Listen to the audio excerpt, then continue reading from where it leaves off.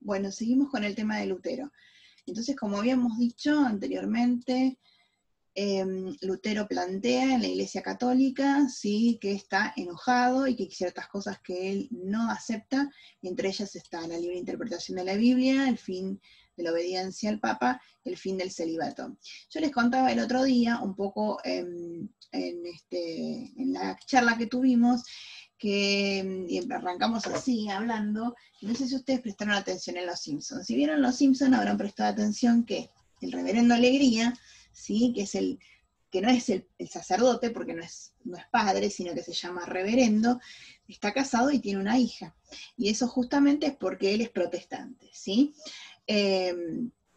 Bien, ¿qué va a posibilitar esto del tema de la libre interpretación de la Biblia? Que de lo que es el protestantismo surgen un montón de otras subreligiones o derivaciones de esta religión, ¿sí?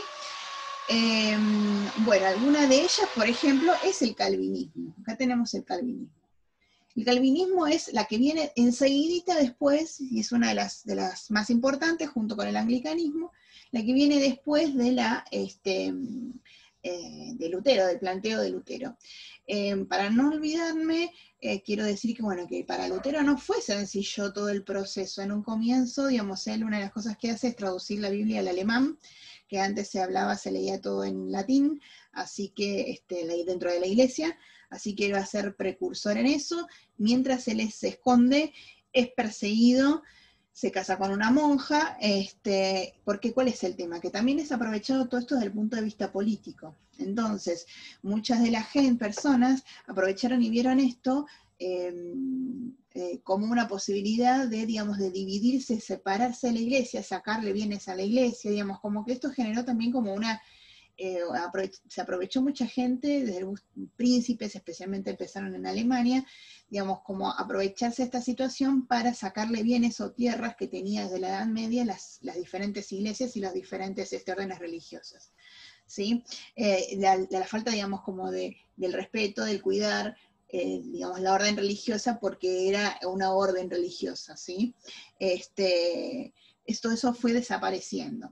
También hay otra cuestión, el tema de la libre interpretación de la Biblia nos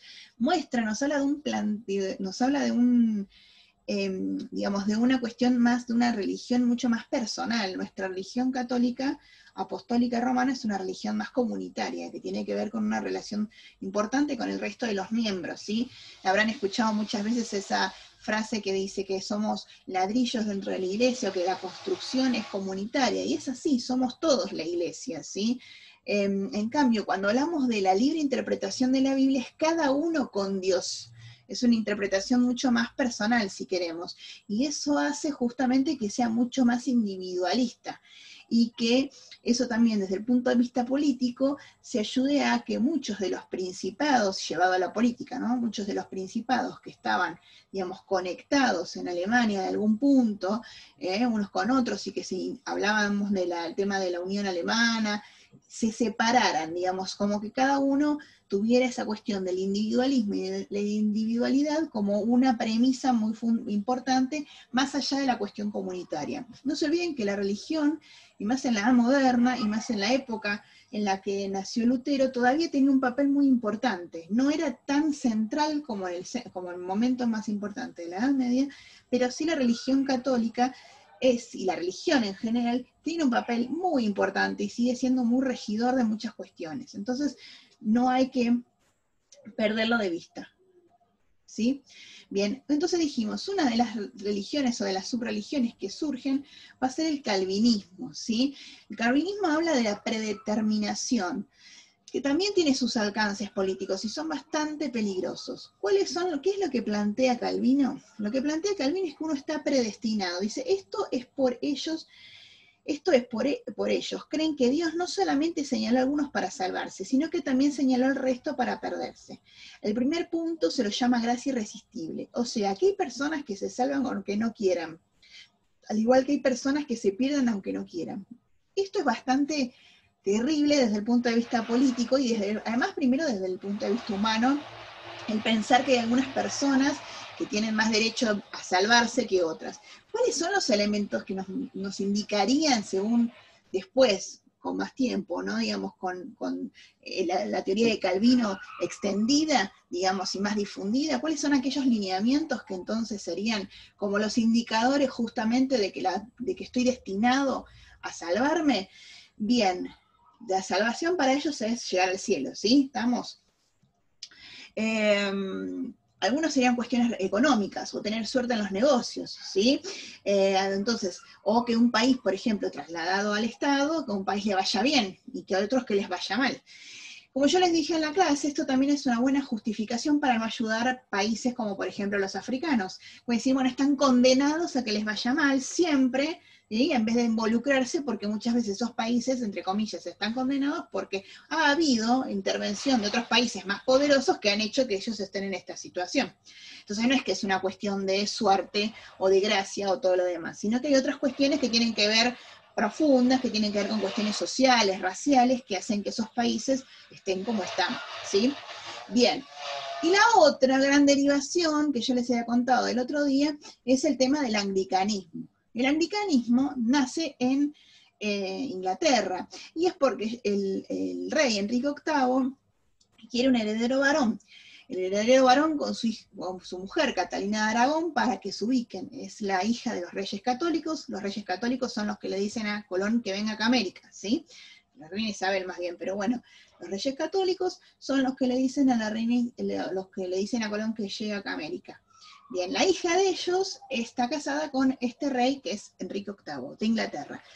Aparentemente el señor era bastante mujeriego, no aparentemente tenemos noticias de que sí, que era bastante mujeriego, y aparentemente se había enamorado de una de las chicas de la corte, y su mujer, Catalina de Aragón, solamente le había dado una hija mujer, que para ellos era una cosa, digamos, como medio de desprecio, ¿sí? Y él quería un heredero varón. Aunque las mujeres heredaban el trono en Inglaterra, siempre con una cuestión hasta de machismo, diría yo, digamos, prefería un hijo varón. Entonces le pide al Papa, por favor, que le anule el matrimonio con Catalina de Aragón, pero el Papa dice que no hay como una justificación real por la cual anular el matrimonio, porque en realidad él ya tenía herederos, pero él quería un hijo varón, y además que aparentemente estaba enamorada de una chica que se llamaba Ana Bolena, de la corte, ¿sí? En quien es el intermediario va a ser su gran amigo, que se llama Tomás Moro, y bueno, viene Tomás Moro tratando de resolver, y el Papa finalmente le dice, mira, no hay justificativo para que te separes, vos no tenés grandes problemas con tu mujer, sino que en realidad el gran problema, más porque era el Papa, más porque era un rey, entonces por eso tenía que pedir permiso al Papa. Entonces dice, yo no te voy a autorizar que te divorcies por esta pavada, le dijo básicamente el Papa. ¿Y qué terminó pasando? Que dijo, bueno, vos no me querés dar, entonces yo hago una religión separada. Y ahí nace el anglicanismo, que tiene muchos elementos de la religión católica, ¿sí? Y también tiene muchos elementos del protestantismo. Ahí se separa de Catalina de Aragón, se casa con Ana Bolena, y después tiene otra hija que se llamaba Isabel, ¿sí? La reina Elizabeth, que fue una gran reina. Bien, ¿qué es lo que empezó a hacer? Todos aquellos que no eran anglicanos como él, como su nueva religión, ¿sí? Del cual él se transforma en cabeza de la iglesia, él se transforma en cabeza de la iglesia, ¿sí? Todas aquellas personas que no lo siguen a él, entonces, bueno, van a tener que o las decapita o se van del país o lo que sea. Bien, el primero que va a caer pobre es el amigo, su amigo, Tomás Moro, que le va a ser de intermediario, de consejero durante tantos años, que además es abogado. Tomás Moro, un amigo, menos mal que lo tiene de amigo, porque la verdad que fue terrible, fue uno de los primeros que le cortan la cabeza, ¿sí? Y ahí se transforma en Santo Tomás Moro. ¿Por qué? Porque Enrique VIII le agarra y le dice que sería importante, sería bueno que se transformara a su religión, a la religión anglicana. Y Enrique VIII y Tomás Moro dice que no, que él va a seguir siendo católico, apostólico, romano. Por lo tanto, le va a cortar la cabeza, básicamente. Y ahí se transforma en Santo Tomás Moro, patrono de los, después de una serie de, nosotros sabemos que tienen que cumplir con una serie de milagros y digamos, de cuestiones como para que sea asistido como sea nombrado santo, pero la realidad es que después de un buen tiempo es nombrado santo por, digamos, justamente haber muerto por su creencia, ¿sí? Bueno, Enrique VIII logra su cometido, se casa con Ana Bolena, de la cual después también le corta la cabeza a ella, el hermano, bueno. Cuestión, cuando muere él, asume la primera hija. Él muere sin tener hijos legítimos varones, ¿sí?